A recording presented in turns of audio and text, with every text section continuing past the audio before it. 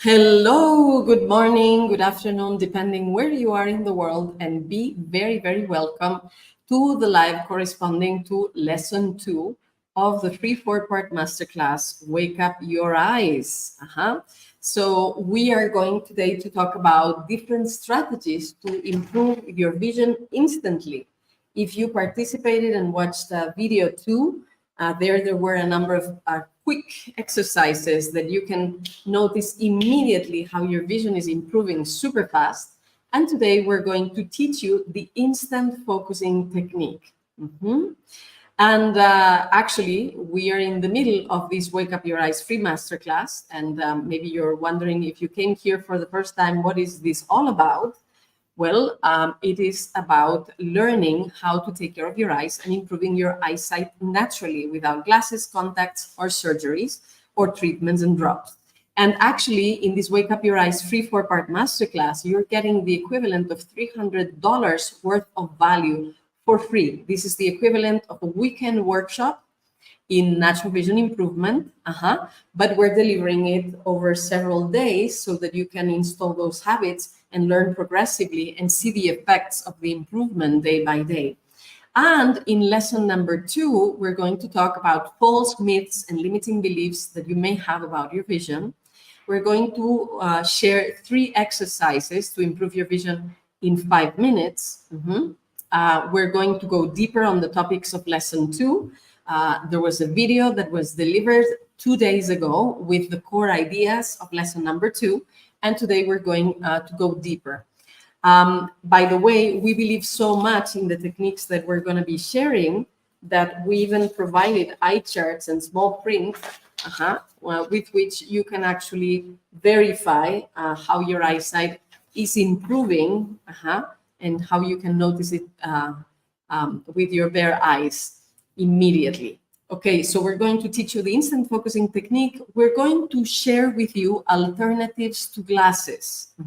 We already said in lesson number 1 that if you want to improve your eyesight naturally, you need to use your glasses, your prescription glasses and readers, as little as reasonably possible. Of course, safety first, yours and other people's, but whenever you can not use glasses, it's better not to use them. And today we're going to give you an alternative to use instead of the glasses, and even instead of, in many occasions, instead of sunglasses. And this alternative actually helps you to improve your eyesight instead of chronifying the eyesight issues and making them go worse over time. We're also going to talk about light, sunlight, dangers and benefits. And actually, I believe that the solar eclipse is already behind us. It was a couple hours ago, but still, there's a lot of people who have been paying attention at sunlight around the eclipse. So we will talk about what are the dangers and what are the benefits of sunlight. And we'll talk also about artificial light a bit. We will answer the common questions that we have been receiving about lesson number 2. And you will have the opportunity to hear a couple of people speaking about their eyesight improvement.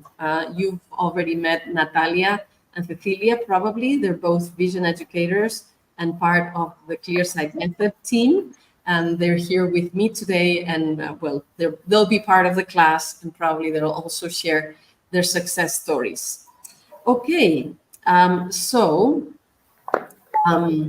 so this is the program for today, and the idea is that you can see how other people have done it, and if other people have been able to do it, well, you can too, because we have the same hardware and software about how our health, and in particular, our eyesight functions. And as we are starting and seeing some nice comments, I see Crystal saying grateful and thankful for your kindness. Thank you very much. Kristen is excited and asking if you can ask questions here. Yes, you can. And Natalia and Cecilia will likely be answering. Yes. And maybe I'll introduce the questions also in the explanation, depending how we go with time. Anyway, so you are part of over 4 million participants that have been part of the Wake Up Your Eyes free 4-part masterclass. Participation has been up to now more massive in the Spanish-speaking version of this, but still, we've had over the years over 4 million people participating from all over the world, all countries except for North Korea, where they don't have Facebook and it's a bit more difficult to reach. But we've had people participating from all over the place. And we keep growing live as we're doing Wake Up Your Eyes. There's more and more people joining, and our Spanish YouTube channel has surpassed the 29 million views. Our most viral video has over 3.5 million views. The second has over 2.7 million views. Our subscribers on YouTube in Spanish are more than 345,000. So we could add in English and then it's even more. And we have over 462,650 subscribers on email, both in English and Spanish. So you are part of this visionary movement, and you're enjoying it, you're improving your eyesight, and of course, you can share it to spread clear vision around the world. This is what we want to do, to have people all over the world learn how to take care of their eyes and improve their eyesight naturally, just as after one of the world wars, we collectively learned how to take care of our teeth and brush our teeth and floss and wash our mouths at least once, if not 3 times a day. Voila. So we would love to know where you are from. We like to know where people are adding to the movement, and if you wear glasses or contacts, or if you've been told that you needed to have surgery, or if you've had surgery in the past. Well, in whatever is your case, you are in the right place, because you're going to keep learning about how to take care of your eyes and improve your eyesight naturally. And again, if you know other people that have issues with their eyesight, wear glasses, contacts, are afraid to get a surgery, well, you can share this information with the people you care about. And Natalia, Cecilia, if you can share the link so people can register through email, it would be lovely so more people can join us. And I'm seeing that we have Christine from California who wears contacts and glasses. And for example, Tess Faye from Ethiopia. I think we've seen you before in one of the live classes. Great that you're coming back. And Darla from Idaho. Okay, and you've been wearing glasses since you were 45 or so. So this is something that we're told very often, that after our 40s, our eyesight declines and there's nothing we can do, and that we'll have to wear glasses for life. So today we're going to talk about alternative visions that are actually more accurate. I see Karen. Let's see, greetings from Davis, California. I wear glasses, but I'm interested in how ClearSight can help me cure apraxia and eyelid spasms. Of course, that works for that too. And we have also, I'm sorry, I'm not going to be able to pronounce your name, but you're from the UK and we welcome you. Great. And if you're here if you're here in the Ecuador of the workshop, you're probably more engaged than interested, but still, are you interested or are you engaged? If you're interested, you're just like listening as one listens to TV, for example, but not necessarily implementing things. So it's good to have general culture. But if you're engaged, you are probably practicing, and that's what is going to get you the results. Taking the information that we're sharing and making it yours. Using these tools, these tactics, these techniques, these exercises, implementing them in your daily life and seeing for yourself how you can see better and better. Okay, and Novita, it will help for the floater, I assure you. And I see also Shelly from Stillwater, Maine, I believe, and you have had eyeglasses since the age of 12, and now you're 70. Well, guess what? We've had participants in their 60s, 70s, 80s, 90s, and they all improved their eyesight. And we've had also younger people. I myself improved my eyesight when I was 6 months old. And we've had also plenty of kids that have improved their eyesight with our method. So it works at any age, for any symptom, and regardless if you had surgery or not, or how many decades you've been wearing glasses. And actually, we have here the example of Natalia, who wore glasses for 40 years, if I remember well, from age 2 to age 42. And you, in your 40s, you actually improved your eyesight, right? Against all the statistics and the tendencies. Do you want to say a word about it? Yes, of course, it is possible. Believe on that, because I always say I almost was born with glasses, and I wore the glasses in a permanent way from morning till night, every day, during 40 years. I had many symptoms: hyperopia, astigmatism, strabismus. I had a great dependence on sunglasses. I needed drop eyes constantly because I work with computer, and I was dependence on that. And one day, when I was 42, this is 40 years later, I discovered this free course. I say, well, I will try. I have nothing to lose.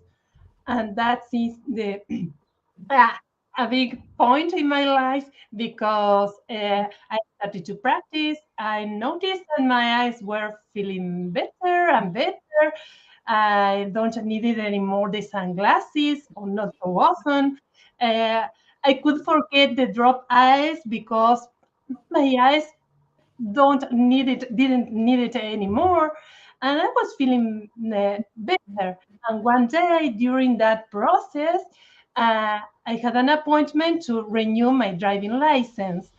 When I went to the eye doctor there that checked my eyes, that person told me, but why does it say that you need the glasses for driving if your eyesight is good enough for driving without nothing in your eyes? And I was in that point. I will never forget that day, because in that moment I started to believe that it was not only a sense of that I was thinking that my eyes was improving. It was a fact that showed me that my eyes were better, and I was seeing better than ever. I could see, and I could now. It was some years ago, and my eyes are still good, fine, and they can see well without any glasses. And because I learned to take care of them. That's the point, and what you are learning in that course. So believe that it is so possible to improve your eyesight. It can be amazing what you can achieve. So give it a try. Try the lessons, enjoy this free course, and apply what you are learning. And then uh, be ready for what will happen with your eyes. And I believe that the benefits that you had were not only concerning your eyesight and, of course, renewing your driver's license without glasses, but I recall you mentioned that for many years you needed supplements of vitamin D. And when you started practicing what we're going to teach in lesson 2, that's why I also highlight it, you actually didn't need vitamin D anymore. Is that correct? Yes, it is. It is. During this process, the sun became a big friend of mine, because, as I told you, I wore sunglasses a lot, and sun started to be my best friend, I could say, and I enjoy a lot to do sunning and that kind of exercises, or being outside. Well, I always had a dependency also on vitamin D supplements, because the levels were always low. And when I started to practice natural vision and being outside and enjoying sunning, its variants, uh, suddenly my vitamin D levels grew a lot. I didn't need to take anymore the supplements I used to take.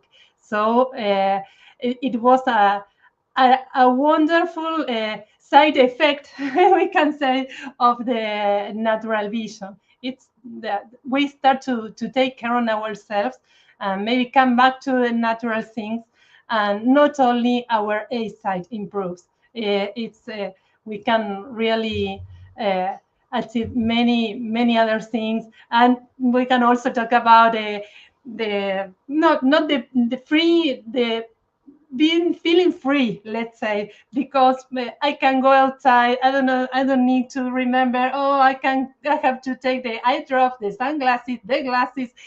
So you start to living in a different way, and I can say I only had benefits with natural vision, and that's why I am here today, spreading what the natural vision is, because it can be amazing. And so that's the message.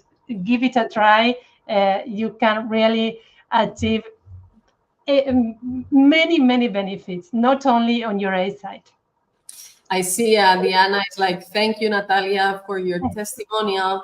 And Natalia is one of those examples of somebody who is engaged and not just interested and applying what she learned in the free 4-part masterclass and then going further because of all the benefits that she had. Thank you very much, Natalia. Thank you very much. I see also Susie that has -6, but you go without glasses most of the time nowadays. Well, that's also an example of engagement. And you're going to see how that prescription can reduce over time as you keep practicing. Because, we've had people with many more diopters than you improve a lot. So if they could, you can too. Great. So if you are engaged, like Susie, like Natalia, and like others that are here, and you are here too, I wonder if you have watched already lesson number 1, the video and the live corresponding to lesson number 1, and also if you have watched video number 2, and learned the different ideas and tools and techniques that are and exercises that are suggested there, and habits and practices. And so if you have watched video number 2, particularly, did you practice sunning? And if you have been practicing sunning for the last couple of days, so what did you notice? What has changed? What has improved? What have you been able to realize when you're doing sunning or after you've done sunning? And I see Kristen says, you did see both lessons, the video lessons, but not the live. Well, let me invite you to watch the live of lesson number 1, because there's also plenty of extra information and habits and practices and exercises that you want to know about so that you can keep taking care of your eyes and improving your eyesight. So what have you noticed if you practice sunning, and do you want to keep improving your eyesight even more? So I'm going to assume that if you're here, the answer is yes. So in that case, let me invite you once again to take full advantage to the whole free 4-part masterclass, Wake Up Your Eyes. Yes, so we have 4 lessons. Each lesson has a video and a live. The videos are all pre-recorded and we send them to you via email. So it's very important that you make sure that you are registered at clearsightmethod.com/wakeupyoureyes. So you receive all the videos. Maybe you can send the link again, Natalia or Cecilia. And the lives, just like today, they're happening at 12 noon Pacific, 2 p.m. Central, 3 p.m. Eastern, which is 9 p.m. Berlin, Amsterdam, 8 p.m. London, Dublin, for those who are in Europe. And they're broadcasted in YouTube and Facebook. But if you are part of if you're registered, then you are sure that you get all the announcements and all the reminders. Yes. Well, we already mentioned the schedules, but if you have a doubt, you can take a snapshot. Basically, it's at the same time as we're starting today. Okay, and again, to make sure that you get everything, make sure that you're registered to clearsightmethod.com, to the link that the team is sharing. And if you're here for the first time, although most likely you've been coming back, maybe you know who I am, or if it's the first time you're around here, let me say a word about who I am. But first, I see some engagement. Diana is, I'm so engaged in this process that I will become a vision coach soon. Congratulations, Diana. We're all with you for having more vision coaches in the world to keep spreading this work. And Susie, is like, I feel so much better out in the sun. Keep doing it. It's going to be great to improve from those -6 diopters. The sun is going to be your friend. And today we'll talk more about it. But first, as I said, a word about who am I? Who is Ainhoa de Federico? I've had the opportunity to talk about this earlier, so I won't be very long this time. Just to tell you that I'm Dr. Ainhoa de Federico. I have 2 PhDs, one in France, one in Spain. I also received a honorary doctorate in a Mexican university.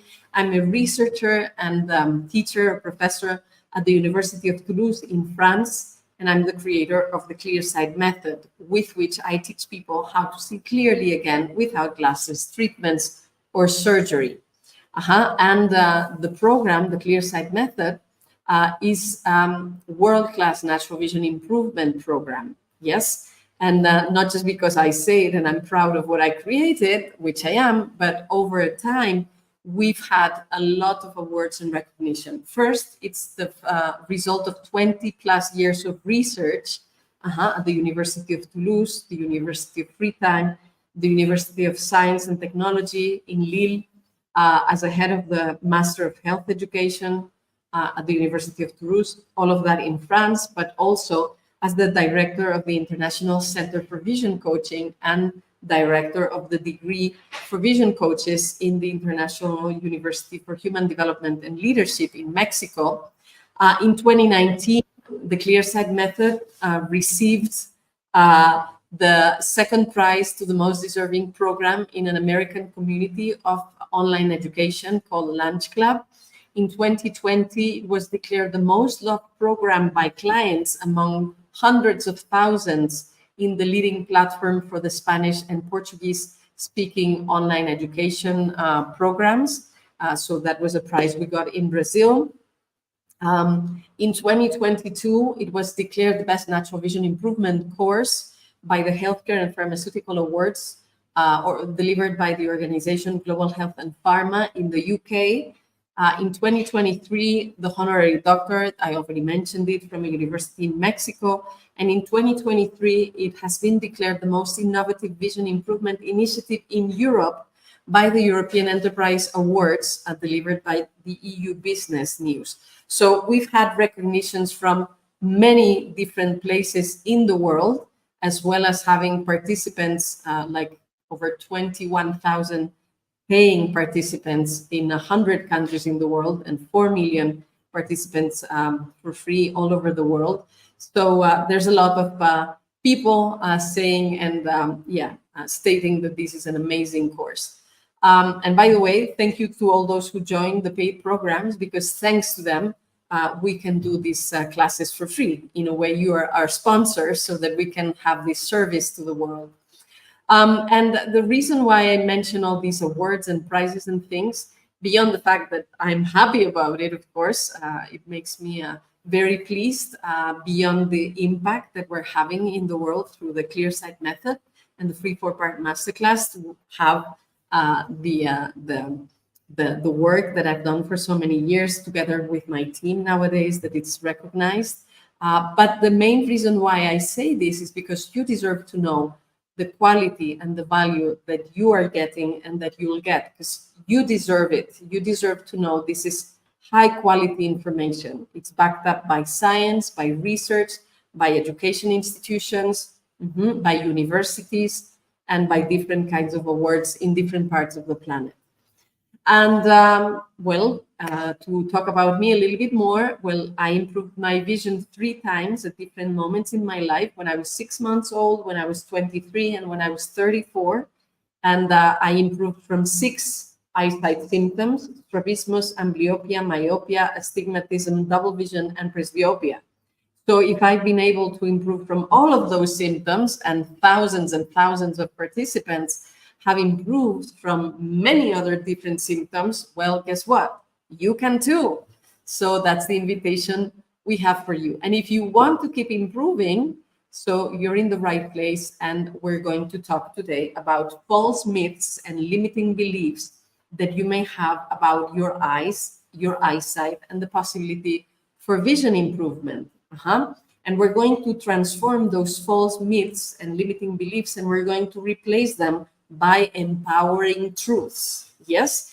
And many of these things that we're going to talk about, they're actually very common to hear in society, and they're partial or they're incomplete. They're not completely accurate. They have sometimes some degree of truth, but it's not the complete whole truth. And in that sense, they are limiting. And we don't want that. We want to expand your consciousness and open your eyes to what is possible so that you can actually then walk the path, yes, and have the results that you want. So what kinds of false myths and limiting beliefs are we talking about? Well, there's many of them. And there's, for example, the idea that eyesight problems are genetic. And if you got them, then there's nothing you can do because they're programmed. Well, if you've heard that, that eyesight problems are genetic, let me give you some examples that completely contradict this false and limiting belief. Well, first of all, contemporary research and science is proving through epigenetics that genes are more of a set of switches that are turned on or off depending on your lifestyle and habits. Yeah. So while you may have a predisposition to develop certain symptoms, it's up to you and what you do in your daily life that gets started or not. And what are we talking about here? Well, we're talking about many things such as the quality of your sleep, how much sunshine you get, if you eat correctly and you exercise, if you have a sense of purpose in life, how are your relationship with others, if you live in an environment with lots of toxicity or you're in contact with nature, etc., etc.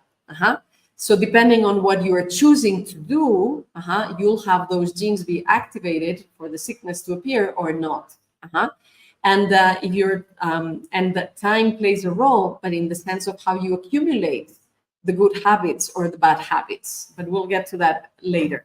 But getting back to the idea that vision problems could be genetic, well, we also have proof about that that contradicts that idea for the most part. And I'm going to give you a couple of examples. In the 70s, there was a very famous research that was done in Inuit population. So Eskimos and other ethnic groups that live in Alaska. And we're going to talk about 3 generations of Inuit population. And it's the same genetics because it's the same families and they're married among themselves. We're going to talk about the grandparents, the parents, and the children. In the 70s, the grandparents had kept their lifestyle, their traditional lifestyle, living in the ice and fishing and hunting and having their ice houses, etc. And the grandparents had excellent eyesight, absolutely excellent. Now, the parents had developed a mixed way of life. Some of them would still live in the ice, but work in the city, or the other way around. They would live in the city, but they would still hunt and fish. So they kind of had a mixed way of life. And in this mixed way of life, they started to have eyesight issues. And now we have the generation of the children who in the 70s were fully engaged in school, in public schooling, just like every other population of the United States. And the children developed exactly the same degrees of myopia, astigmatism, etc., as the rest of the American children. Same genetics, but different lifestyle. So this is one of the examples that lifestyle causes the eyesight issues, not genetics.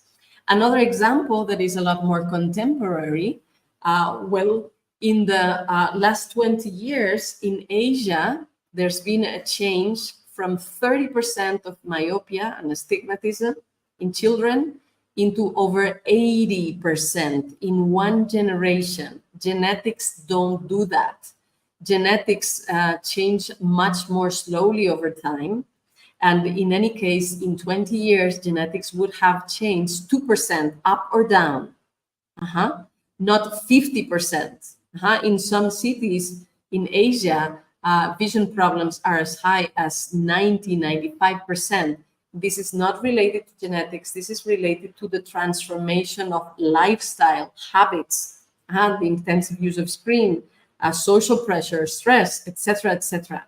Also in all of the world, but there's a lot of research in Europe and Northern America, for example, after 2020 or during 2020 with the lockdown and COVID and all of that, there was a huge increase of eyesight issues. Genetics hadn't changed in the year 2020.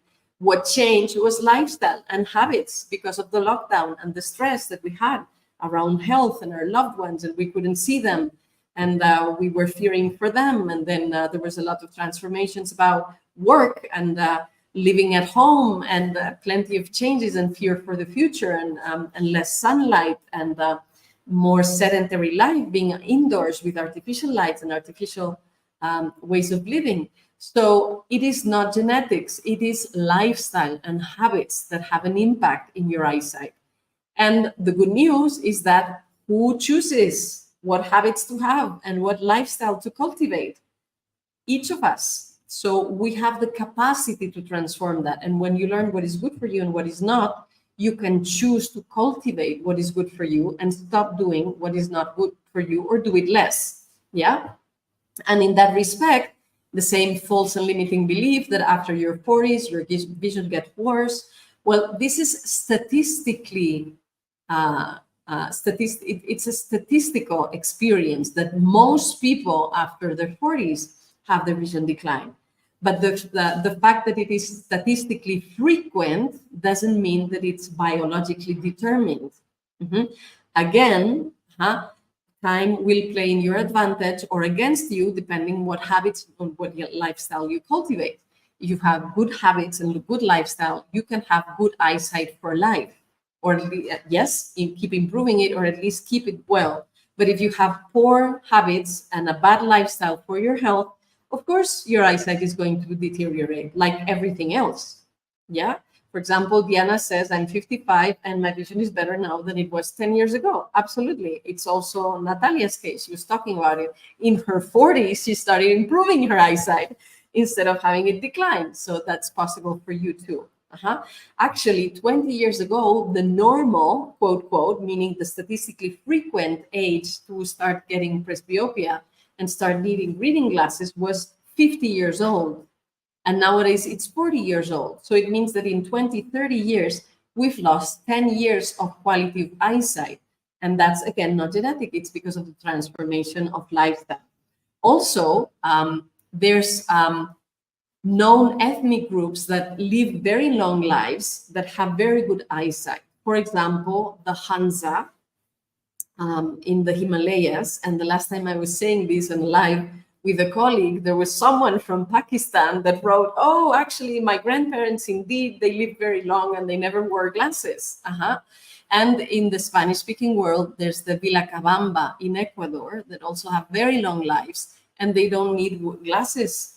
And if you want some proof beyond what you can find in specialized books and articles about anthropology, well, if you have a subscription to Netflix, you can watch a documentary called The Secret of Blue Zones, Living 100 Years, something like that.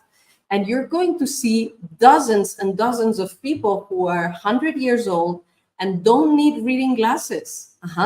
And they're looking at their phones, and they're reading the Bible, and they're doing all kinds of arts and crafts, and playing on instruments and doing plenty of things, and they don't need glasses. So if that's possible for them, it's possible for you. It's a question, again, of cultivating the right habits and the right lifestyle. Now, you may have heard also that if you wear glasses, you need to wear them all the time. Yes, because if you don't wear them all the time, your eyesight will get worse. Well, guess what? The opposite is true. When you're forcing your eyes to be behind your glasses all the time, you're forcing them to keep the tension so that they can see clear through those glasses. Yes. And you don't let them escape and relax and train to see better. There's even an article by Antonio Medina, published by the MIT, so not a minor institution, a very prestigious institution, the Technological Institute of Massachusetts, saying that actually wearing glasses increases the prescription. If you wear glasses, your eyesight is going to deteriorate faster. And we told you already in lesson number 1 that if you want to improve your eyesight, of course, safety first. And if you need to wear glasses for driving for now, please use them. We want you to be safe and others as well. And if you need them for specific jobs that require precision, well, maybe it makes sense to wear them at times. But all the rest of the time that you can function safely without glasses, it's better not to use glasses. And today we're going to tell you about a tool that is an alternative tool to glasses, and even in many cases, not all, but in most cases, to sunglasses. And it's also a transition tool, because some people have been asking, but what about if my eyesight is improving and then my glasses are too strong? And then do I have to keep buying new glasses as I go along and I keep improving? You could use older glasses, but you could also use this transition tool that we're going to share with you. And I see more comments around here. I have Sylvia from the Canary Islands that are encouraging all the committed people, yay. And Trish that says, okay, you have moments of clarity, but mostly blurry. If you're having headaches, it's a bit uncomfortable, but it's a good sign that your body is already changing, that it's reacting, that there's adjustments in your body. So it's good, keep doing more palming, and the headaches will decrease over time. As you see better and better, they will go away. And Tricia is also saying, I'm already a believer. I know this is going to work and I'm patient, but I need the help making the transition without glasses. So today we're going to talk about this. Yes? Great. Okay. And so nice to see all the comments, people talking to each other and supporting each other. Graciela is saying, good habits for life help us maintain or recover the good sight. And this is what natural vision teaches. Yes, absolutely. And the blue zones living to 100 is the title of this documentary. Thank you, Diana. Okay, so more limiting beliefs that you may have heard is that glasses or surgery are the only options. If you have bad eyes, that's the only thing you can do. Compensate the refractive errors with glasses or getting surgery. Well, the good news is that along with those options that keep existing, and sometimes they may be useful, sometimes there are some certain kinds of surgeries that are necessary. For example, if there's a retinal detachment or if there's a high sudden glaucoma, well, then you need surgery. But in many other cases, you have other options. Also, in some cases, it may be useful for a while to wear glasses or to have reduced glasses as you're improving your eyesight. But there's a third profession entering the scene of eye care, which is that of vision coaches. And vision coaches and vision teachers and vision educators have been around for 100 years. It's not like we invented the profession right now, but what is new now is that for the first time in history, there's the first university degree for vision coaches. And so we have a constellation of roles and professions to help people with their eyesight. Of course, among the eye doctors, there's several kinds. You have ophthalmologists that can do the diagnosis, that can give you medical treatments, that can perform surgeries. You have the optometrists. Those are the ones that are seeing what is the refractive error that you have and how it could be compensated with glasses. So if you're nearsighted, farsighted, if you have astigmatism, or the need for reading glasses, or amblyopia or strabismus, they could compensate those refractive errors and issues with glasses. But then you have the vision coach. Well, you have the opticians that are the ones that actually make the glasses, adjust the glasses and sell them to you. And then you have the vision coaches that are the people that can teach you the good habits, the good care for your eyes to have good eyesight for life. In the same way that you may have traumatologists that if you hurt yourself, you have a fall or an accident, they can see what happened with your bones and muscles. And you have the people who create the orthopedics, right? They create the ways to secure your body parts when you broke something and the crutches and all of that. But then you also have physiotherapists that are the ones who teach you how to walk again with your legs if you broke them, and how to rehabilitate your arms and your and your hands, etc., your body parts, so that they can function normally again. So that's the equivalent of vision coaches for eyesight and vision. Yes.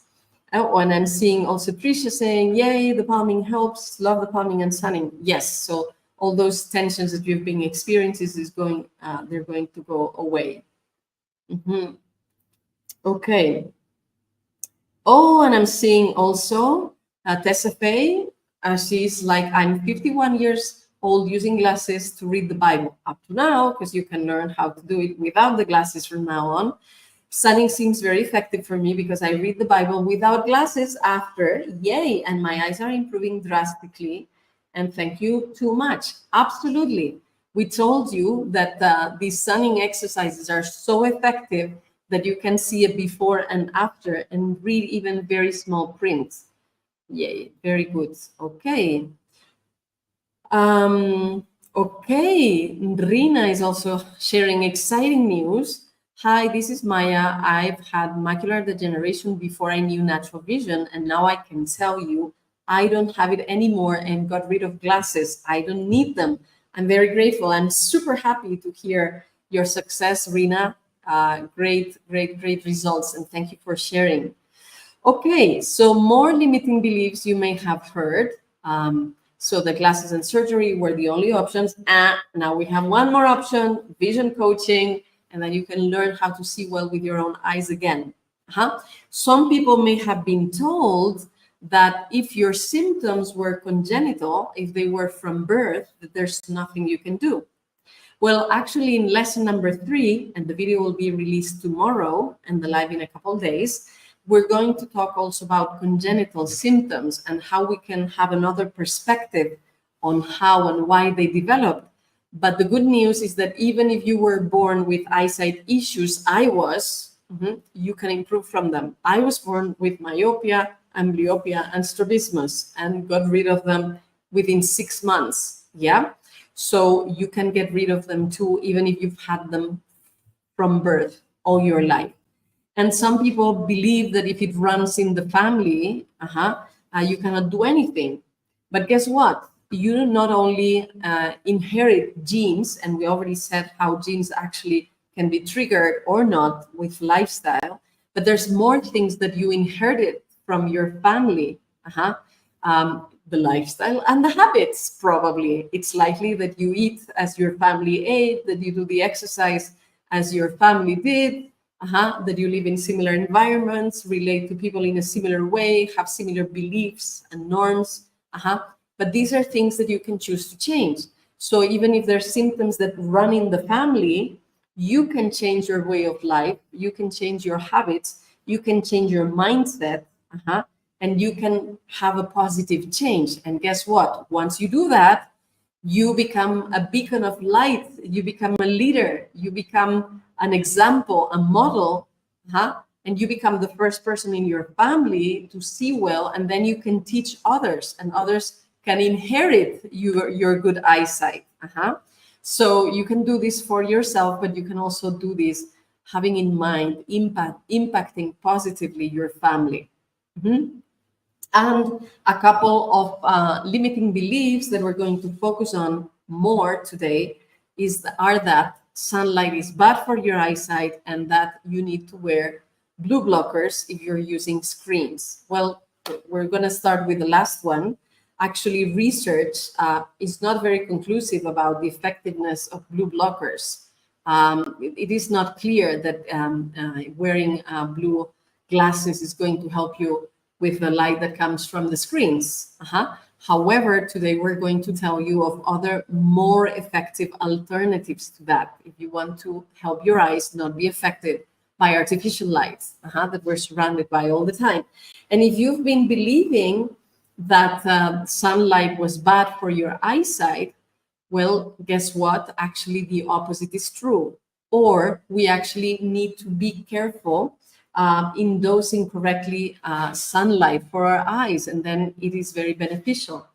First of all, if there's life on planet Earth, it's thanks to the natural light of the sun. And hiding from it is actually has a lot more inconveniences for our health than being exposed to it. And contemporary research knows more and more about it every time. Sunlight regulates our nervous system. Sunlight regulates our endocrine system. People who hide from the sun have more chances to develop cancer, for example, to sleep less well at night and have insomnia. And the quality of your sleep is also very important for your overall health. Sunlight regulates the circadian cycle of the body. The body is informed about what time it is in the day by the quality of the light spectrum from the sun. And if we alter it or we're not exposed to it, we're lying to our body, and our body gets confused and it gets out of regulation. And then more sicknesses can appear. Let me give you one example, and then we'll keep talking about this. But you know that the original population in Australia is very dark-skinned. Well, when you are very dark-skinned and you have a lot of melanin on your skin, you don't get burned by the sun, and you don't develop skin cancer because you're naturally protected. Now, when the original population in Australia started wearing sunglasses for fashion, they started getting burned by the sun and developing skin cancer because the organism, the body, was not well informed about the intensity and the quality of the light and the moment of the day. And we're doing that when we're wearing glasses and sunglasses. With sunglasses, it's even worse because they lie to our eyes and to our system a lot more. But anytime you are wearing any kind of glass, it's filtering part of the spectrum of solar light, even the glass in the window. So it's important that you take the time to be outdoors in the sun at least once a day and at different moments of the day. And maybe in the beginning, it's easier to do it in the morning or in the evening when the sun is not so big, so intense. Or if you live in the Ecuador, of course, you're going to take this into account. Make it comfortable for you. Pay attention to what is comfortable, what feels good to your body. But it's important that over time, you take the opportunity to spend more time outdoors and to be touched by sunlight. In a moment, we'll explain about the different benefits of different kinds of sunlight for your eyesight. But before we go into that detail, I would like to fulfill one of the promises that we said we would do today. We said that we would teach you the instant focusing technique, right? So let's go on and let's do that. So I would like to know if you have the capacity to remove your glasses if you're wearing them so that you can practice this.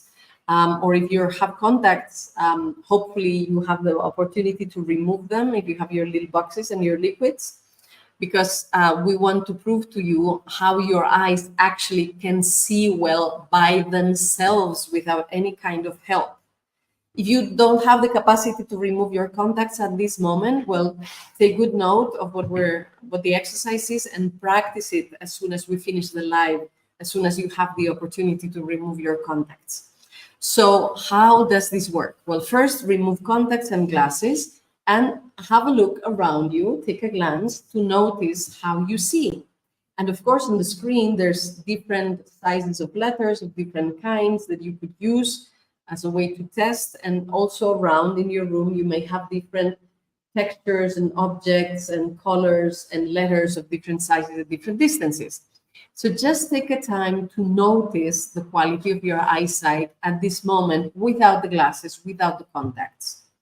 It's not a contest, not a competition, not an exam. Whatever it is that you're seeing right now is okay. It's just a point to compare. Yes? Do not try to make an effort. Just notice how you see. Okay? And once that you have taken that point of reference, you're going to make a very little hole with your little finger, with your index finger, for example. Yeah? And the size is about the head of a pin, really small, or a needle, really small hole. Yes? Now you're going to close one eye and you're going to put the hole in front of the other eye. and you're going to look around at the different sizes of letters. Mhm. You're going to notice how you see, how you can read, and look also in your room around. And you can also not just look at the letters, but notice the colors and the texture, and notice how well you see through the little hole you made with your finger. So I would like to ask you, right in the chat, how well can you see once you are looking through the little hole? What has changed? And while you're writing, I'm going to invite Natalia, Cecilia, and Diana to say what has been your experience looking through Wow. what has changed. It's it's like looking through a magnifier, Ainhoa. It's like, wow, it opens up, you know, that it's incredible. What? Not incredible. It's credible. Amazing, it's beautiful. Credible. Yeah. Yeah. Yeah. And Natalia, Cecilia, have you done it? What did you notice? Yes, and it's also a super easy activity to do. We just have to use our hand, and we just with that we can start seeing a little bit clearer. And it's amazing how the image change. Yeah. Natalia, what did you notice? Yes, we need to try it because it's almost unbelievable. It changed really a lot. We can appreciate the difference. Yeah. And I was seeing in the chat, Trisha is saying, wow, I see perfect, even small text, super small works better. Absolutely. And then Charu is saying sharper corners on objects. Absolutely. Trisha again, the left eye great. The right eye is still blurry. Well, but at least you saw with your left eye that you can actually see really, really great. You didn't know how well you could see. Okay, so I'm going to explain what happened here and why you are seeing so well when you look through the little hole. Thank you very much, Diana, Natalia, Cecilia. So what happens is that you are taking advantage of a part of the anatomy of your eye. So we've shown this model more than once. So it's a 6 times bigger eye and anatomically accurate.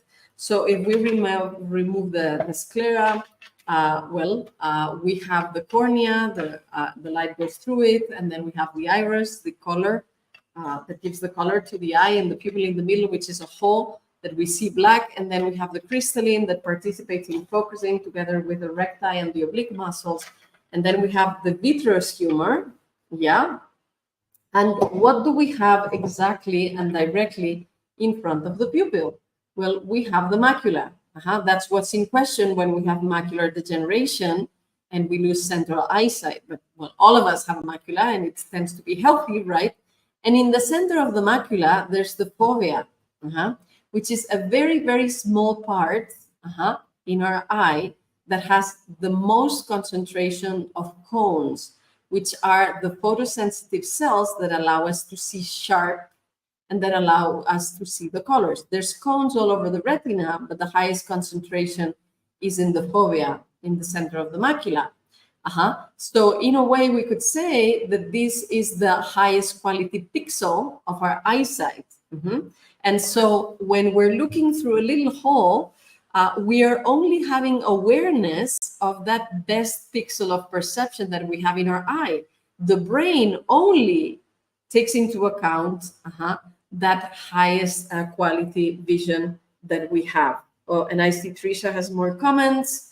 Okay, so the right eye sees better with a larger hole than the left, but both still focus on their own. Yay!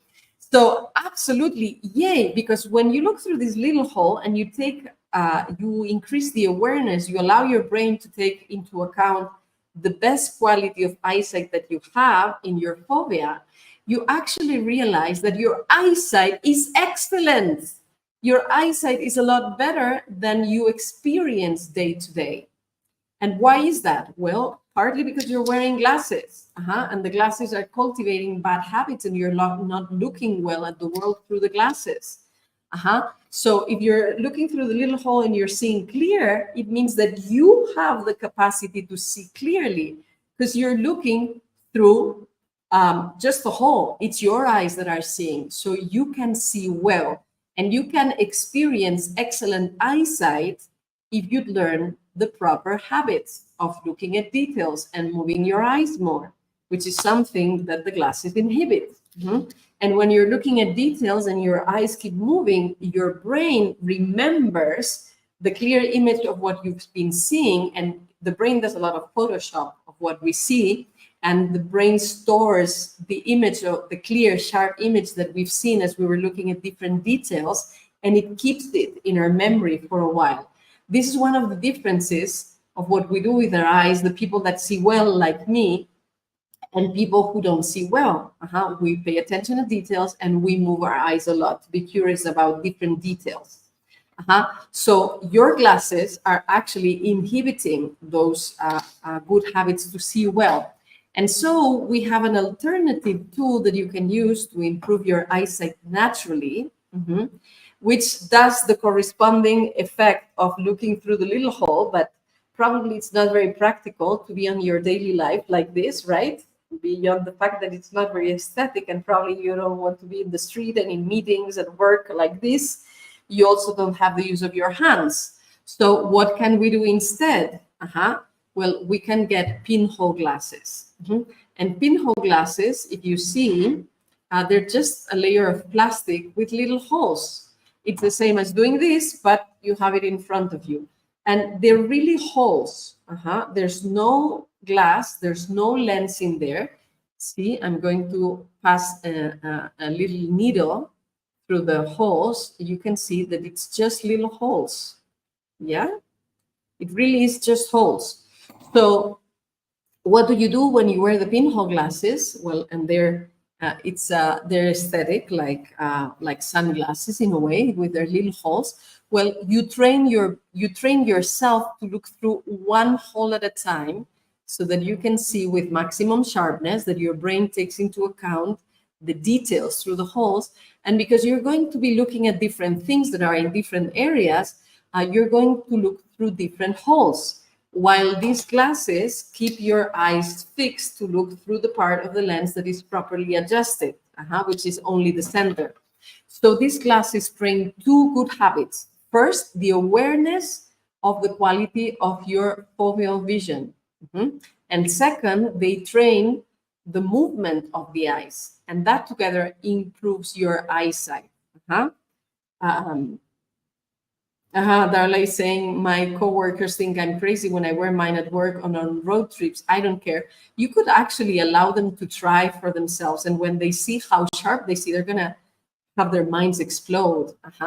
And well, we're just creating a new trend of fashion using the pinhole glasses. So these glasses are actually training you to see better and better, instead of these that chronify the vision problems and make them go bigger over time. Yeah, so these glasses are a good training tool for improving your eyesight. They're also a transitional tool because they help you reduce the dependency on the prescription and reading glasses. And you can use them in many occasions instead of the glasses you were using up to now. So when to use these glasses, and also when not to use them. So don't use them for driving. They're dangerous because they cover too much of the visual field. So they're not suited for driving. They're also not suited for skiing or practicing sports outdoors. If there's going to be speed, you're going to go fast. These cover too much visual field, so don't use them. For skiing, it's one of the occasions where it will make sense to use sunglasses that are specific for distinguishing ice from the snow, right? And if you're driving against the sun, at that time, you may want to wear sunglasses. But if you're going to the sea or at the beach, these pinhole glasses are an excellent substitute for sunglasses. Very, very good substitute. And when can you use the pinhole glasses? Very nicely for reading, for working at the computer, for watching TV, for going to the theater. Every time that you're in a known and safe environment, and when there is sufficient light. These glasses require that there's enough light, natural sunlight or enough artificial light. Yes, if it's dark, then you're not going to see much with them. They do require light. Now, Another thing about light, and we're going to talk, well, sorry, before I change topics, Natalia, Cecilia, Diana, more things that you would say about pinhole glasses? Well, I Oh, just say that I recommend it to try it because it's amazing how you can actually, if you have maybe nearsighted or farsighted, you can easily can read or use a computer or even your cell phone with these glasses. I remember when my mother first give them to my father, like he couldn't believe it, and he asked, "Are you sure that this hasn't had any prescription? Because just a black plastic with a little holes can help you actually see clearly." Yes, and you're absolutely right to highlight that they work both for nearsightedness, farsightedness. They also work for astigmatism, for presbyopia, for the need for reading glasses. They're amazing. So, and they're much, much cheaper than any readers or prescription glasses. I have found them as cheap as 30 cents in AliExpress. And maybe you can buy them on eBay or Amazon or places online, and they're going to be under $10. If you buy the more sophisticated ones, sometimes they sell in Europe, they will cost between $35 to $42 or euros. But honestly, the cheap ones that you buy on the internet work amazingly, and that's where I would start. yes. Yeah, it's also so nice to wear them outside, like sunglasses, normal sunglasses, but they are not crystal. So when you go outside, you can see details. It's really nice to train your eyes. Yes, and Christine is asking, so we can just switch over to the pinhole glasses from contacts? In many cases, yes. You'll also need to see what works for you. In what situations you absolutely still need glasses or contacts. If you need them, use them for that situation. But all the time that you can be without anything or that you can substitute them by pinhole glasses is going to be an advantage for you. Natalia, you want to comment on something else? Yes, that as Diana says, we can use to replace the sunglasses, but the difference is really greater than that because the sun we are receiving, the sunlight we are receiving when using the pinholes, if we need to avoid a so bright environment, the little sun we are receiving has the full spectrum of the sun. It is not a Yes. filter. We are receiving That's less full spectrum, but it is not a filter, which is something that we try to avoid. So many beneficials on the use of pinhole glasses. Absolutely. They remove the glare that would make it uncomfortable, but still your eyes are being able to see and they're being stimulated. And you'll also want not to wear them all the time because you also want for your eyes to get sunlight. And we'll talk about that in a moment when we talk about the benefits of sunlight. But I'm seeing Maya or Rina Dia that's saying every single technique and exercise in natural vision is effective. It's amazing. I love it. Thank you, Ainhoa. And Christine is also saying, like, this is amazing. Okay. Now, Susie is having some issues with double vision with the pinhole glasses. So what you can do is that you can cover one eye at a time to see with the eyes separately. You can put a piece of black cardboard so that you can get each of your eyes used separately to look through the pinhole glasses, because the double could be a question of convergence. Now, sometimes the double is also a question of the quality of the holes in the pinhole glasses. If you bought the cheap ones, usually the holes are made reverse, because the best is to have the small part of the pinhole glasses towards you and the bigger part towards the outside. So when we buy the cheap ones, sometimes we pop the lenses and change sides, and that, you can do it. Mine are a bit hard. So the But analysis, it's kind of, I've tried that. you need to But you do this and they are like, instead of going towards the outside, they go a little bit towards the inside, but then the whole is better. And then the double vision go away. Okay. Yeah. So if they remain with one eye, that's what you need to do. You need to switch the side of you need to switch the holes. Okay, we're going to do our best to have cheap pinhole glasses that are correctly designed, but it's going to take us some time. So in the meantime, we function with what we have available in the market.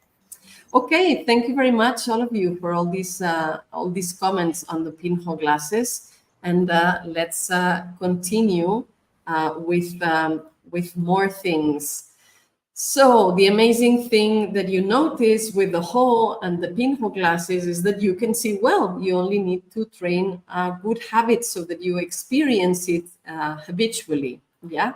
So we talked about the pinhole glasses. Now they're a good substitute for sunglasses, as we said together with Natalia.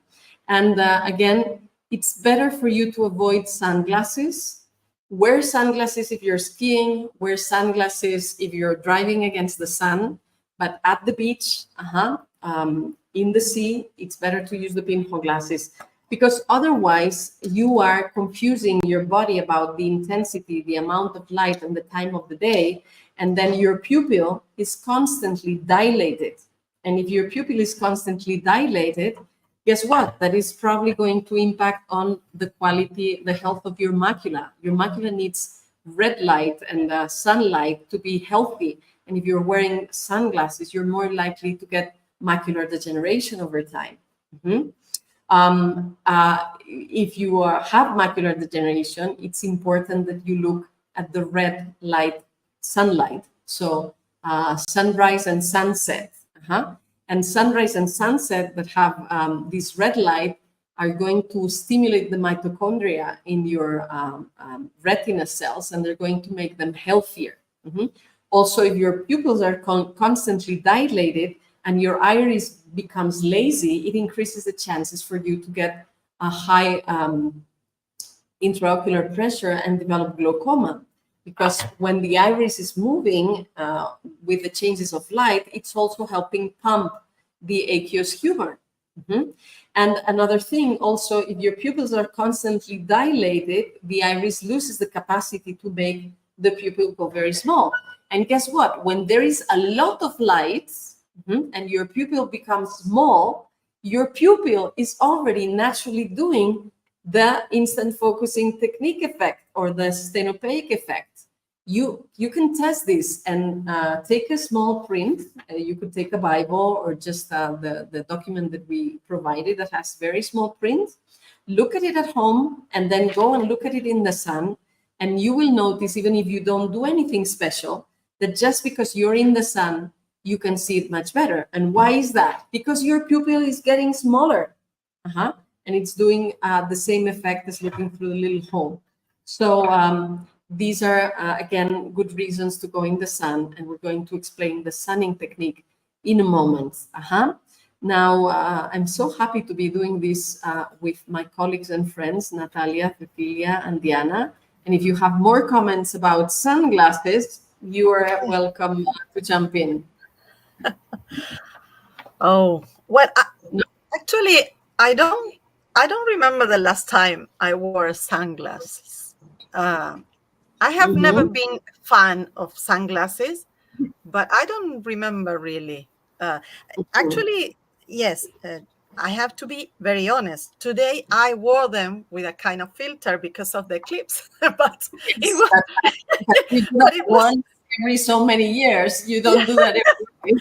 Yeah, but I'm so used to. The other day, I tried to put them on. I couldn't find them, so I said, "Okay, where are my sunglasses?"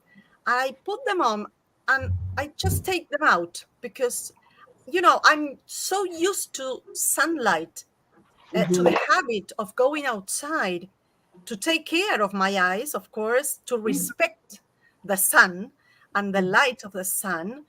But I'm so used to that I don't need them. I walk, I bike. I enjoy the relaxation that the sun gives me, not only to my eyes, to the muscles of my eyes, but to my whole body. Yeah. It's a great a cheap tool, something that you have there all the time.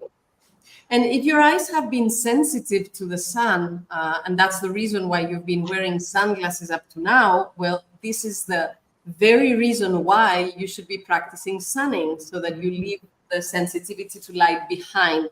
And an alternative to sunglasses that actually they became fashionable after Second World War, because the pilots were the heroes of the war. And so it was cool to be like the pilots. And then also there's plenty of manufacturers that were making guns, and now they have to manufacture other things and sell other things for the economy to go on. So that's why they became popular, but that doesn't mean that they're healthy. So it's better to use them as little as reasonably possible. Again, it's never an all or nothing kind of thing. Like for the eclipse, it makes sense. For driving against the sun, it makes sense. For skiing, it makes sense. But there's many occasions where they don't make any sense. I have seen people in the subway with sunglasses. I mean, come on, you're 6 feet under with only very dim artificial light, and you're wearing sunglasses. That doesn't make any sense. It's not reasonable. So anyway, if you have sensitivity to light, besides doing sunning, which will help retrain your iris to, again, do the necessary gymnastics so that you can be perfectly in the sun and be okay.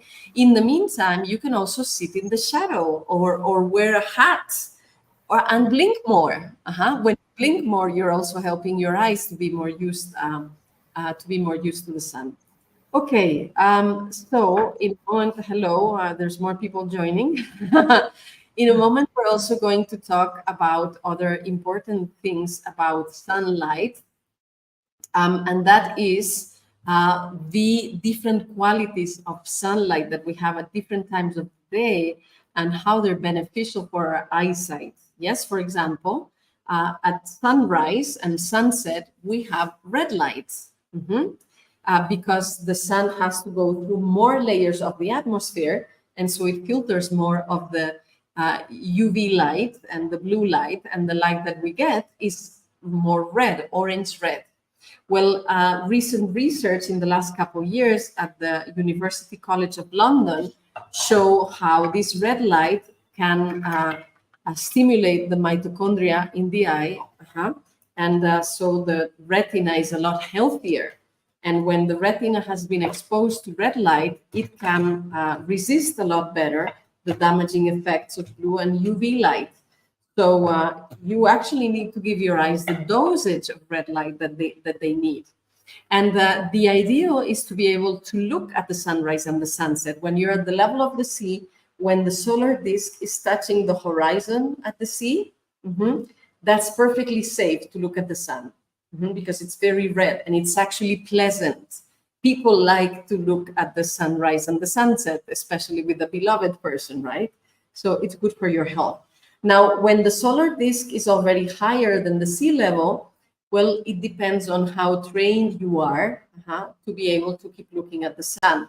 If you're just starting, don't do it. Only do it when the sun is rising at the sea level. If you're looking at the sun behind the mountain, it's actually much higher.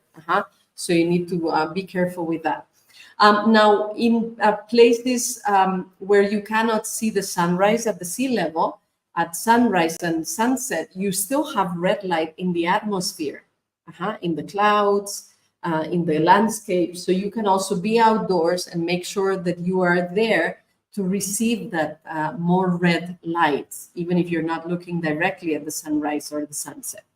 And if you live in areas where you don't have any access to that, well, lately they're selling lamps that deliver the 670 frequency red, which is the most beneficial for the mitochondria to be stimulated and have a healthy eyes.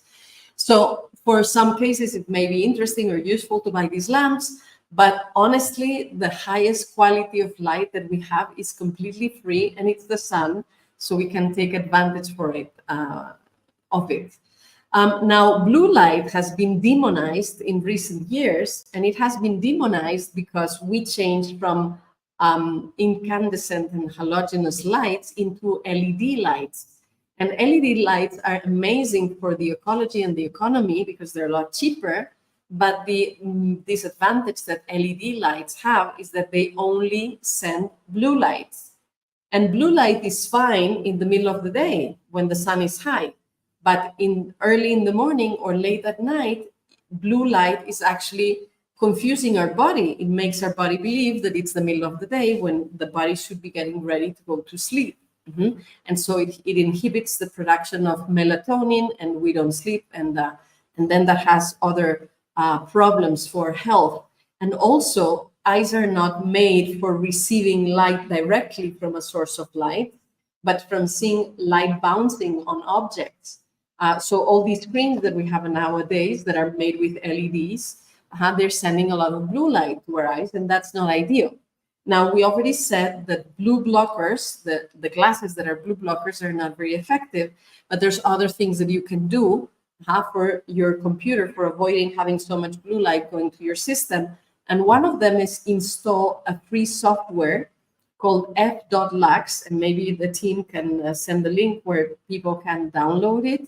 And f.lux is a free software that you can install in your computer, your tablet, your phone, regardless if you're using PC or Mac, and it will change the color of the screen during the day. So that in the middle of the day, you'll have the blue, but in the morning and in the evening, it will be more reddish, more orangish, as the natural sunlight would be. And if you still want to put something to block the blue light from the screens, put a physical filter on the screen, not on your eyes. Because every time you're putting glasses in front of your eyes, you're losing awareness of the periphery, you're inhibiting the blinking, you're making your gaze fixed, looking to the center of the lens, and many other inconveniences. And you're filtering light, the natural light that actually your eyes need. Now, about blue light, so we've explained how and why it has been demonized, but on the other hand, research carried in Australia and Singapore show that blue light is extremely useful for preventing myopia. And that's why in Singapore and Australia, they've made it compulsory for kids in schools to go outside and play around for a couple hours in the middle of the day, because they're preventing the onset of myopia. And what it does is blue light regulates the production of dopamine, ophthalmic dopamine, which participates in regulating the shape of the eye. So we do need blue light in the middle of the day when the sun provides the blue light. And now UV light has also been demonized. And a lot of people are afraid of getting burned by the UV light, burn the skins or burn the retinas. And actually that was the reason, Diana, why you were wearing the glasses for watching the eclipse, because at that time there's a lot of UV light, okay? So that's reasonable, that's a reasonable choice. But UV light has also been demonized when it's extremely necessary and useful for our bodies, because it is through UV light that we actually synthesize vitamin D, that is so extremely important for being happy, being in a good mood, and also for many processes related to our health, including the fixation of calcium in our bones. So when we're women and we're getting older and we don't want to have osteoporosis, right, and have strong bones, we need vitamin D. And we need that through the UV light that's provided by sunlight. And it used to be that people thought that vitamin D was synthesized by the sun touching our skins. And there is some truth to that. But the biggest part is synthesized through the light that comes into our eyes, because the eyes are the most transparent part of the body. And so if you're wearing sunglasses all the time, you're depriving yourself from synthesizing the very necessary vitamin D. Even if you're wearing glasses, you're filtering part of that. So you're also depriving yourself from synthesizing vitamin D. And if you're wearing the kind of glasses that changes the color depending on the intensity of light, you're also lying to your body about how much sunlight there is outside, and you're also making your iris become lazy with all the inconveniences that we already talked about. So use the glasses as little as reasonably possible, and when needing support, rather prefer the pinhole glasses that will train your eyesight to get better and will also remove most of the annoying glare while letting all the full spectrum of light come to you. So red light, blue light, and UV light are all necessary. So if you're afraid of UV light, start by cultivating the habit to get red light for your eyes. Sunrise, sunset. The more you're exposed to red light, the healthier your retina is, and the more it can also take the blue and the UV light without risks, without dangers. Yeah. So this is very important. Mhm. And I see that the team has already shared the link to get just getflux.com. Uh-huh. And yeah, for lamps, we're not going to make any recommendations because there's many of them. Do your own research. What we're encouraging here is especially to take advantage of the red light by the sun, which is for free. Okay, Susie's saying, I hate glasses so much. I wear sunglasses in town if I don't have contacts, but nowadays I sometimes go half blind even to town. Okay, it's again better to use other options whenever possible, whenever reasonable. Okay, I see that Maya arrived, but I don't see the camera. So I'm going to invite my colleagues and friends again. So we have Maya also. Hello. Hello, hello. Hold So, on. okay, now you changed. Okay, I'm gonna let you get organized. There you go. Do you want to share about your success stories and Okay.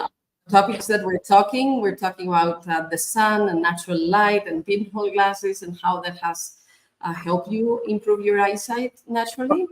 Yes, okay, perfect. Thank you for inviting me today. So, I would like to say about the sun. You know, the sun was the powerful exercise for me to improve my vision. Because I said before, I had a macular degeneration, and that exercise for me was wonderful. The sun, you know, is very important for your eye, and also the pinhole glasses that helped me a lot, especially with reading, because and you know, by at this time I don't.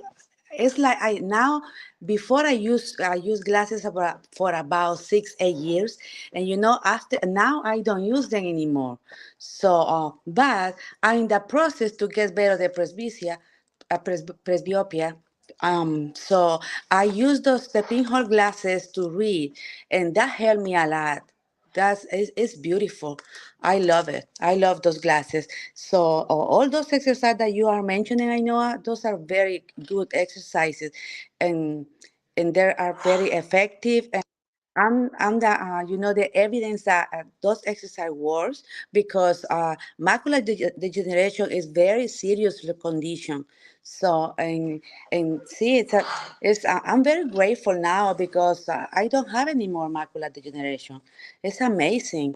So I'm very grateful, and that's why I'm here. And you know, I always want to tell people that try to do vision, natural vision, because it's good. It's I don't know. Sometimes, you know, I get very excited to talk about it because I don't know. I want to say a lot of things, but sometimes I'm excited, and I get like in the moment that I don't have a word to tell everybody how this work. You know, yeah. Well, but what you said is amazing. I mean, a lot of people think that there's not much you can do about macular degeneration, and some people are actually encouraged to wear sunglasses when they have macular degeneration.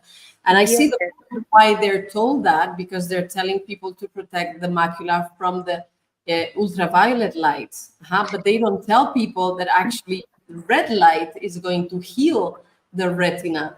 I And remember, yes, when I went to the doctor and they diagnosed me with that macular degeneration, they say, okay, you gotta be careful with this sun. You gotta use sunglasses all the time because that's not good for your eyes. So, and then I start buying and using the sunglasses, and you know, I had a lot of sunglasses because I was scared to go outside and with the sun, because you know, when they told me, I was very careful with the sun, and because I didn't know anything about natural vision until I found it. So After that, I was so happy to find this method because I always had that the hope. I say it must be something for this. It must be something. So, and I started, looking for a lot of things in the internet until I found this, and yeah, I started doing it. And I was very, disciplined doing the exercise because that's another thing. People think that you're gonna get better. Okay, do one exercise and then tomorrow you're gonna. It's not like that. You gotta be patient, patient, consistently doing the exercises every day. You have to make your routine every day in your life, even when you are better. So it's that routine is in your life. Yeah, you gotta still doing the exercise just to prevent more conditions. So Yes, it's like how long do you brush your teeth? Well, you keep brushing your teeth all exactly, your life. How long do you drink water? You're going to be drinking water all your life, right? Or how long do you comb your hair or put cream on your exactly, face? Once exactly. you know it's good for you, you want to do it. And you say that it doesn't work like from one day to the next, but people Mhm. also need to be reminded how long it took them to develop the symptoms. Exactly. Yes. Yes. Actually, correcting it is a lot faster. But you do need indeed to. I can tell you that in my case, it was about 8 years, 8 years with that condition, like very sad. I got depressed, thinking, I say, I don't want to be depending on people in the future because with the macular degeneration, You you can go can back. you can lose your vision. Yeah. So that made me feel so worried, and I say, no, this is not for me. So I gotta find something. So when they told me, it's like the doctor, they don't care when tell you, okay, in a few years, not now, but in a few years, you may be blind. So they don't care about how you feeling, your emotions. So, and that for me was awful, that emotion that I felt in those days. Hmm. Because I couldn't go, I didn't enjoy my life, like Hmm. just thinking, okay, wow, one day, tomorrow, when, I don't know, I can, one day I can wake up and don't see anything. So, but now I'm grateful. I'm very grateful. Yes, yes, yes. And I'm here. I always here with you, I know, and I'm very happy. I'm excited. And I want to help people a lot every day. That's what I'm training to be a coach. Yes, you're getting trained to be a vision coach Vision as well. coach. Yes, And yes. so for 8 years you had macular degeneration, and how long did it Oh, take? yes, yes, yes. See, I got so excited that I forget. So, for 8 years, I was with that condition. So, and I got better in 8 months. eight Uh-huh. months because I remember I started in March, one year in March, and then by December I went to the doctor to do that checkup, and I remember those words because I changed doctor because the doctor who told me that, I didn't like it. I didn't like him, so because he was rude and he didn't care. So I changed doctor. I went to another doctor, and when I went to that doctor, I was so scary because, okay, I say, okay, this is gonna work because I see the improvement. I was seeing much clear. I say, okay, this is working. This is working. So, but then when I went to the doctor, he told me, when I told him that I had it, the macular degeneration, and then he say, I don't forget that, how he told me. He say, and who told you had macular degeneration? I say, wow, I was gonna scream in that office because he said, you don't have it. Oh my God, I want to cry in that office, but I couldn't cry there, but I was so excited. When I came to my car, I was by myself, so I cried and I say, thank you, God, because that was amazing. 8 months. It took me 8 months. Okay, but you had macular degeneration for 8 years. So what is eight Yes, months compared yes, to 8 years? yes, So, yes, and the best news is that now, instead of having that the spade hanging on your head, that you could go blind any day, now you know that you have yes, healthy eyesight and yes, that you can go on with your life seeing very, very clear. So I'm very excited for you. I'm very, very happy. Congratulations. Thank you. And I remember I couldn't see my face in the mirror because when you had it was progressing. I think it was progressing, so I couldn't see even my face in the mirror. I couldn't see my eye. It was blurry everything. I couldn't see my family's faces if I didn't have my glasses on. So then when I was, I was looking the improvement. I said, okay, this is working. I know this is working because the first thing I noticed that helped me, it was I couldn't see my fingerprint in my hands, because that was the exercise that I also did. Look for details in my hands, and every single line on my hands. And then that was a tip for me. I say, okay, I can see those little lines, so this is working. Yes. Yes. Absolutely. Congratulations. And thank you for sharing, Maya. Thank you. Thank you. I know. Oh, and one more thing I can say, I can tell the people, I had a dry eye syndrome, and Oh, it's gone. It's gone too. No more eye drops. I don't use more eye drops anymore. And also, okay, I'm working in the process with the no, it's presbyopia. Yeah, yes, yeah, presbyopia, because I want to see clear. Read. I'm in the process that I don't read very clear for that, so I'm in the process. But I know I'm gonna get better. Yes. okay. Good for you, Maya. So thank you very much. Thank you. Yeah, Thank you're welcome. You're welcome. Okay. Hug for everybody. for everybody. Have for you, Maya. Okay, so I see that they're sending you lots of love for sharing your story. Very, very nice. And we still have to talk about sunning. I see that Cecilia offered to talk about it with me. So it's going to be both of us sunning. Do you want to explain how it's done? Because we have been talking about the benefits of different kinds of light during the day. And if you're not yet capable of looking at the sunrise, the sunset with your eyes open because they're very sensitive because you've been away from the sun, well, guess what? There is an extremely safe way to nourish your eyes with sunlight, and that is sunning. The second star technique of natural vision improvement together with palming. So do you want to explain how it's done, Cecilia? Exactly, of course. Well, first of all, for this exercise, we have to remove our glasses or contact lenses. We have to do it without glasses or contact lenses.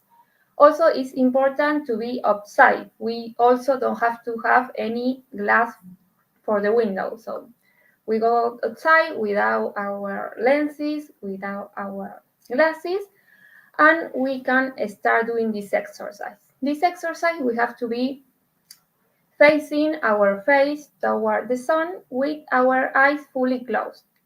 That is very important. We have to do this exercise with our eyes closed.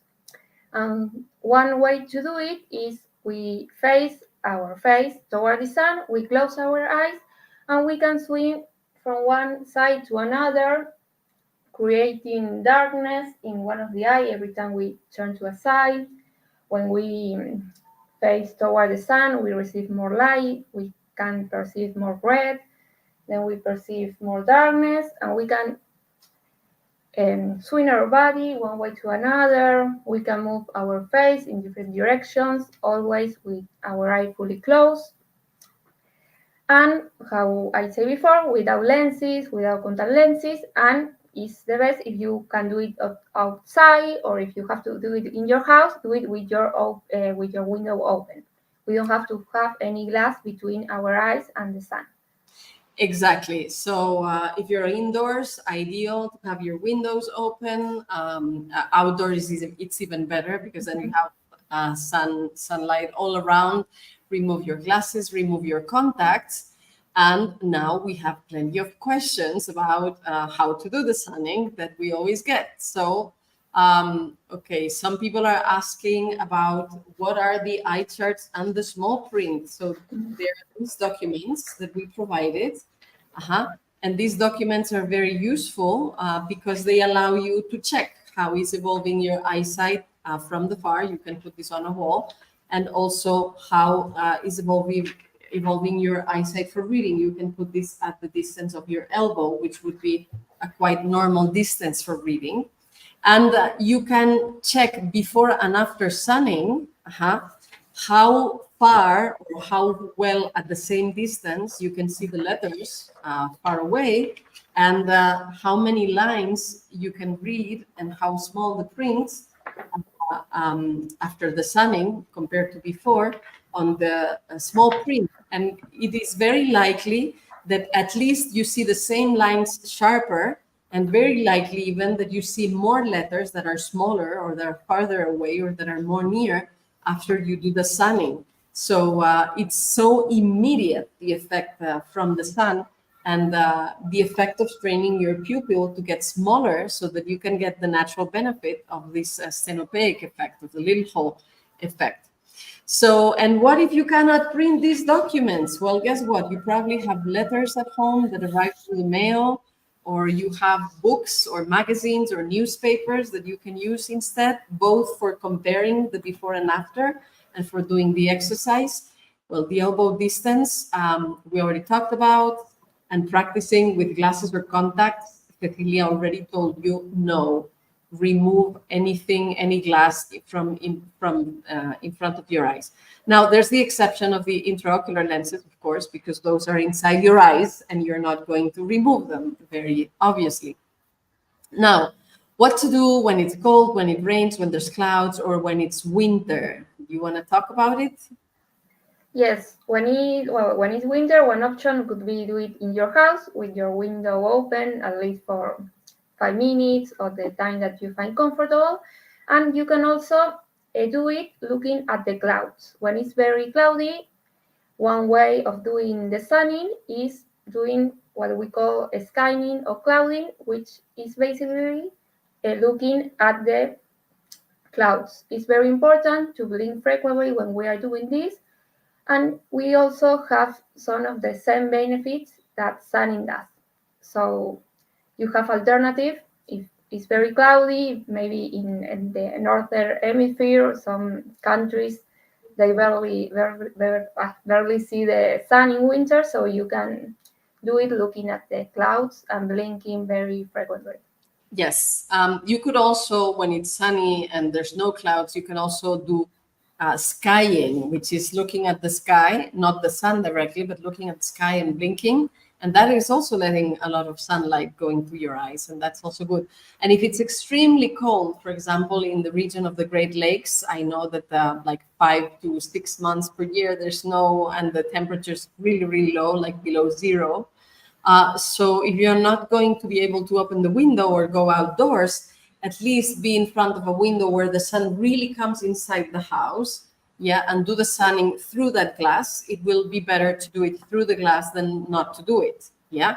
Ideally, don't have any glass between you and the sun, but whenever not possible, you can still do sunning from behind a window.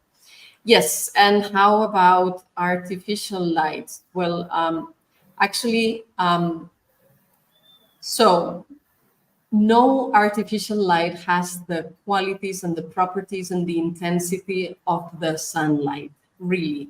So whenever possible, use the sunlight. Now, I know that there's people in Scandinavia, for example, that spend 6 months in winter not really having much sunlight. So, of course, in those countries, it may be interesting to have some artificial lights that are emulating the sun and the different solar spectrum during the day, right? The quality of light that changes during the day. And whenever possible, it's better to watch the sunrise or the sunset. But if you don't have the opportunity to do so, then maybe you can get some of those red lamps. But do your own research. We cannot go in depth here, like what brands, etc., etc. Okay, and we often get more questions about sunning, and I'm seeing them here. Like Bella, the Bella Texan is asking how long to be on the sun in the day. So, how long should we do the sunning, and how many times a day, and how many days or weeks? So, what would you say, Celia? Well, it's important to have common sense and feel comfortable while we are doing it. It may be if you're doing at the midday, you will feel at the beginning, you wouldn't feel that comfortable. So you can start by doing it early in the morning or late in the afternoon. it's important to feel comfortable, and every time that you start doing it, you will be beginning to feel even more comfortable at different time of the days. Yes. And how many times to do it? As many times as you have the opportunity. So, well, it depends on when we leave, of course, but if instead of getting into the car in the garage and not being outside, you can actually walk out the door and be a little bit outside and do a little bit of sunning before you go into the car. Or when you reach your work, do a little bit of sunning before you go into the work. Or if you're waiting for the bus or some kind of public transportation, you can do sunning. Or if you're going to look for the kids and wait for them when they're getting out of school, you can take that time for doing sunning. Or if you have a pause for lunch, instead of staying indoors, go outside, sit in a park to eat your sandwich and do some sunning. I mean, it's possible to find different moments in the day that you could expose your eyes and yourself to sunlight at different moments of the day and enjoy the benefits. And for how long, the right answer is actually as long as it feels comfortable. And it may feel comfortable in different ways. Like it may feel comfortable because you have enough time and you're not stressing that you should be doing something else.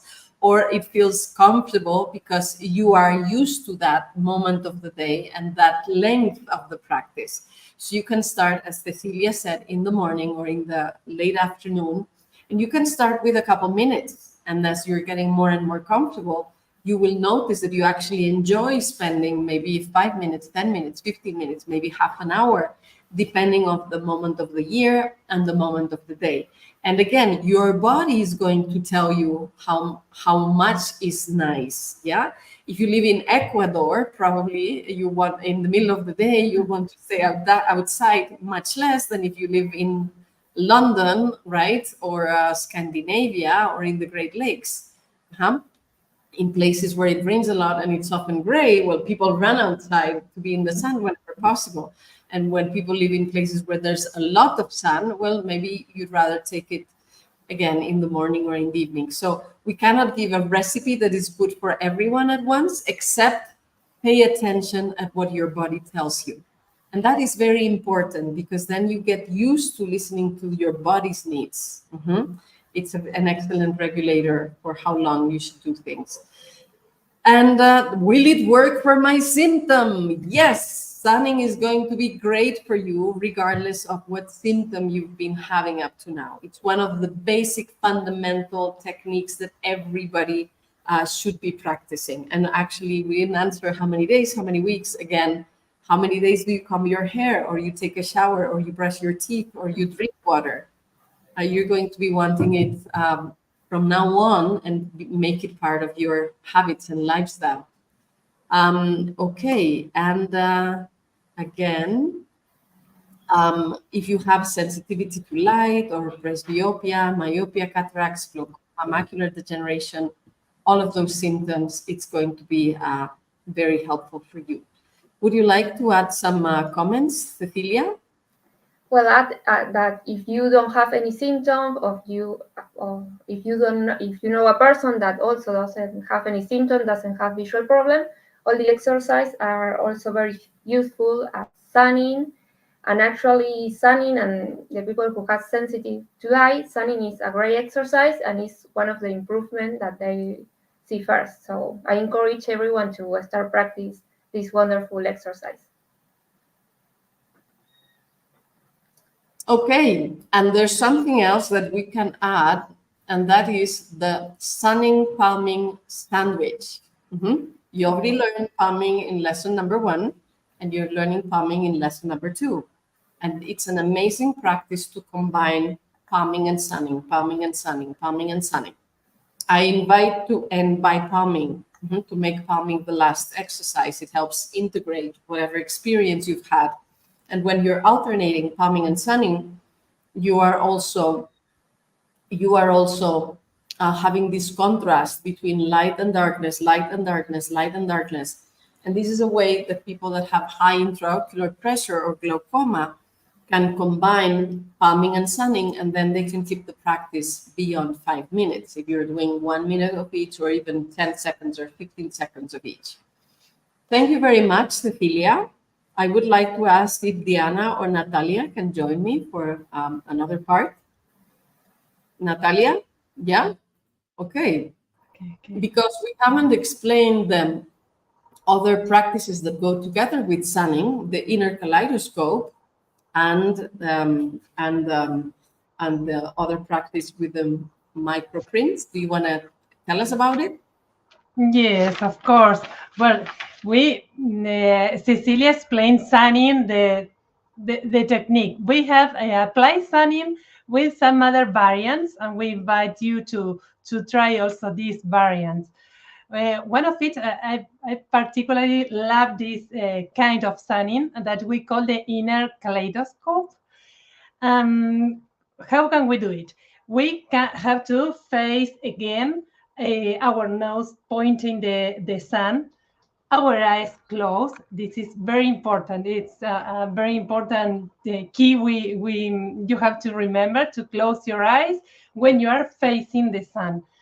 You don't need to close your eyes in that way. Just close the eyelids, and that's enough. We are pointing our nose to the sun, and we are going to start to play with our hands, and the shadow of the hands will be on our eyes, or the our fingers will be in the middle of our eyes and the sun. So we start moving everything, our head from side to side, and our hands in the middle. And we have to be paying attention on what happens to our eyesight, that our eyes will be closed, but we will start to see many colors, like a kaleidoscope, of course, but it will be really stimulating for our eyesight. You need to try this variant. So in this way, and just play moving your hands and your head from side to side. And what maybe you can try to it right now, but you will see that those colors that appear will be giving power to our retina, that will be receiving all the sunlight in that in such a stimulating way, because the colors will be really so nice to notice. So this is one of a variant that we can try of sunning. There is another one that we can also try. Just you can, if you have printed this letter that we provided you can use this paper. If you have some other paper, it will work okay. And how can we are going to do this technique? We're going again to point our nose towards the sun, and we are going to put the paper in the middle of the sun and our face. So we won't be looking directly to the sun because we will have a paper in the middle. So now we can open our eyes, okay? We put the paper so in the middle of the sun and our face, and we start moving the paper in front of us in many different ways. What happens? We have letters printed here, and it will start to play like a game with the letters in black and the rest of the paper in white. So the contrast will be impacting also our eyes, and this is real beneficial for our eyes. If you are not supposed to read what you have here. This is not we are not working with that at the moment. So if you want to avoid any try of reading, you can put the side in this way, so you are going to read anything, and just play with the contrast of the letters impacting your retina again. And these are variants to make our retina get like a nourishment from the sun, because it is the stimulating this way our eyes is really positive, and we really encourage you to to try, because they are also very, very nice techniques. You can change from the sunning, as Cecilia explained it, and change into the kaleidoscope, then try with the paper. Remember, in this case only, you can open your eyes because there is a paper in the middle. Then you can try one thing, another variant. You can change again into palming, and you will giving your eyes something really, really beneficial and totally free. Yes, absolutely. Thank you very much, Natalia, for this explanation. So you've heard today about the instant focusing techniques. We heard about pinhole glasses and how can they replace both prescription reading glasses and sunglasses. You learned the instant focusing technique. We talked about sunning, about the diversity of practices you can do with sunning. We've talked about the different kinds of benefits that you get from sunlight. There's so much that we explained today. And today is the live of lesson number 2. So we're actually in the middle point of the free 4-part masterclass, where you're getting the equivalent of $300 of value of natural vision improvement techniques and exercises for free. And this, again, is the live of lesson number 2. There was a video of lesson number 1 and lesson number 2 and a live of lesson number 1. So we've been explaining a lot of practices and exercises and ideas. And I would like to know if you consider that you are getting the value, if you can see how you're really receiving a lot of useful information for improving your eyesight naturally. And a lot of people tell us that just with these 2 lessons, they feel like they got huge amounts of value. And well, I have good news and bad news for you on this. So the bad news is that you could do the exercises that you are practicing up to now, that you are learning, and yet not improve. A lot of people are improving, but you could be practicing them and not improve. You could even get surgery and not improve, or improve for a while and then have again the same symptoms that you got the surgery for. And so those are bad news. And what's the good news? Well, the good news is that the key for permanent improvement is going to come in lesson number 3. There's a hidden factor in vision decline that no ophthalmologist, no optometrist, or it's very rare that they will have talked about it. And there's actually dozens of years of research on this since the late 50s. There's research on this key factor that we're going to talk about in lesson number 3. And actually, I myself have carried research, and I got a honorary doctorate for the impact of the research on this topic that we're going to talk about tomorrow.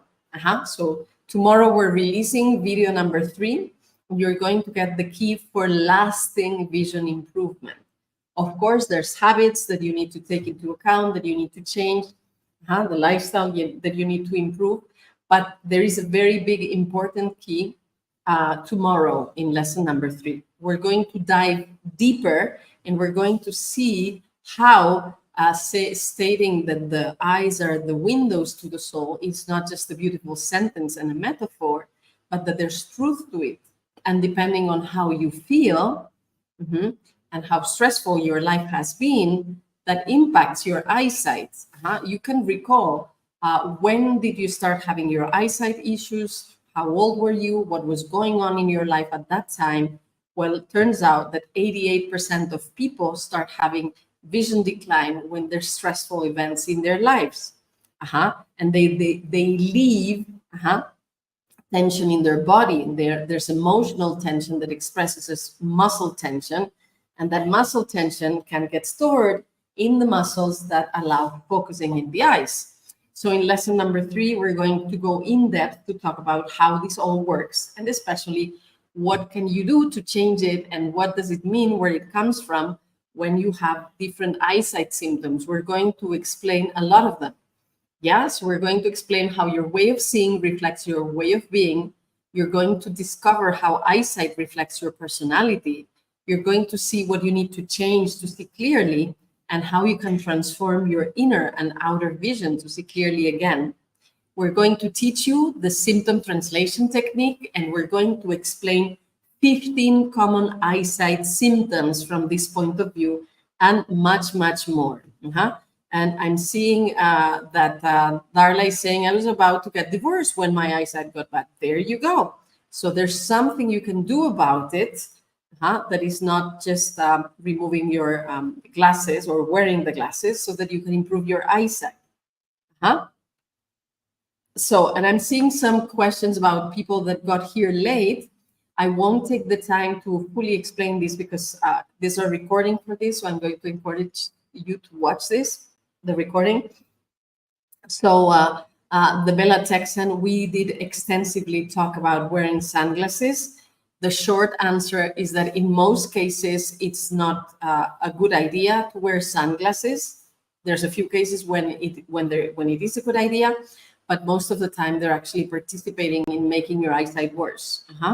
For RISI, what we're teaching here can also help you with keratoconus. We have examples of success stories with that, so keep practicing. And also, Lorraine, if you've had cataract surgery, you can absolutely do the practices of palming and sunning post-op. Yes, and maybe you should wear the dark glasses they give you for a while in the period of convalescence, but after the convalescence has taken place, then you need to start getting your eyes used to the sunlight again. Start with a few minutes, start in the early morning, in the late afternoon, but it's good in the long run for your eyes to get sunlight again, progressively, respecting their sensations. Okay, so I told you about all the exciting things that we're going to be doing in lesson number 3. And in order to get the advantage, you need to be registered because we're going to send the video by mail tomorrow. So you need to be part of the Wake Up Your Eyes 4-part free masterclass. Yes? Is there going to be a recording? Yes, there's a recording of this. There's a recording of the lives. But we invite you to rather participate live because you'll get the most of it. You'll get the full explanation. You'll get your questions answered. And you get a lot more value from the engagement of being there live. Do the techniques and the exercises and the practices we're sharing work for your symptom? Yes, they do. So keep coming, regardless of what your symptom is, your eyes and your eyesight will improve. Yes, we do Spanish lessons or videos. Contact our team at ainhoa@clearsightmethod.com or ainhoa@volveraverclaro.com because we're doing exactly the same course in Spanish. Yes, but we do it a day earlier. And does it work at your age? Yes, it does. At any age, we've had people improving eyesight at 6 months old and in their 60s, their 70s, their 80s, their 90s, and everything in between. Okay, does it work if you've had surgery? Yes. If you've had surgery and your eyesight got worse again after the surgery, you can use these practices safely and improve your eyesight. And if you want to avoid surgery, most of our students have been able to avoid surgeries they had planned thanks to these practices. Yes. And if you want to keep transforming your eyesight, then make sure that you're registered, watch all the videos, watch all the lives if you haven't been present, and come tomorrow, make sure that you watch the video of lesson number 3. Yes? Do you want to get clear eyesight and vision? I suppose if you're here, the answer is yes. How do you think you will feel once your eyesight gets better? And I would love to read it in the chat, but if you don't type it, at least think it for yourself. How will you feel when your eyesight feels better, when you see clearly, when you don't need glasses, when you don't need drops, when you don't need to get surgery, when the threats of the doctor saying that you're going to be blind, they're like what Maya said, who told you that you had macular degeneration? Because there's none there. I don't know, Diana, if you've had the opportunity enough to speak. I know you were helping with some explanations. I don't know if you want to say something about your experience. Or it's okay for now? Okay. Then again, are you interested or are you engaged? If you're engaged, keep coming, practice, participate in all the lessons. Yes, and we're going to share again all the information,